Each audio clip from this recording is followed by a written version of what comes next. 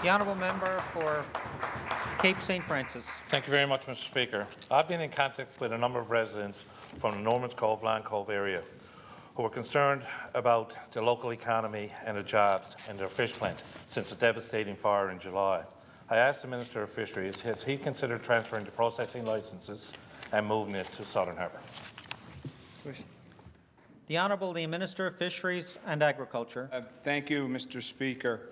Mr. Speaker, as a government, we have responded to the people of Norman's Cove and Long Cove in the same way as we did with the people of Bay de Verde and offered any assistance we could for the tragic fire that happened at their fish plant back this summer.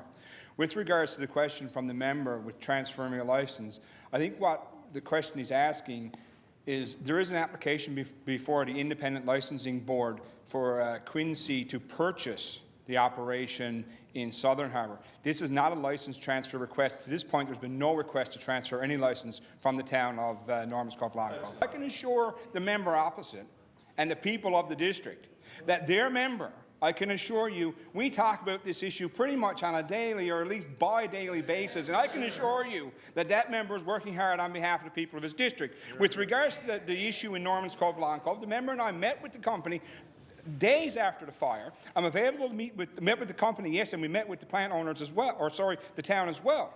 I'm available to meet with the town at any time that we can arrange a schedule. I speak to the company on a regular basis. They have not made the most recent conversation I had with the company. They were still waiting on information back from the insurance adjusters.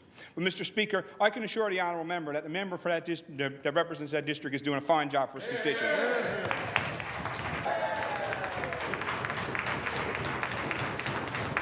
The Honourable the member for Placentia West-Bellevue. Mr. Speaker, I thank the member opposite for the interest in Norman's Cove, Long Cove situation.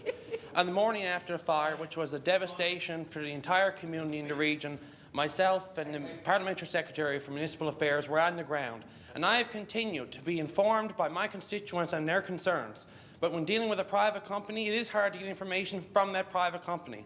But this government has stepped up in a very big way to ensure that those affected got the required hours for their EI. And, Mr. Speaker, I can assure the member opposite and the people of my district that we will remain committed to the people of Norman's Cove Island.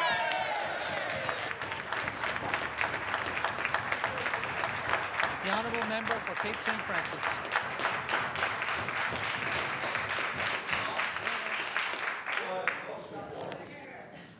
I asked the honourable member, will you hold a public meeting in the area? Because they want to know. The Honourable member for Placentia West-Bellevue. Mr. Speaker, I'm available to my constituents at a moment's notice, Mr. Speaker, and if they want a meeting, I will certainly have it, and if the member opposite wants to come along with me, he's more than welcome.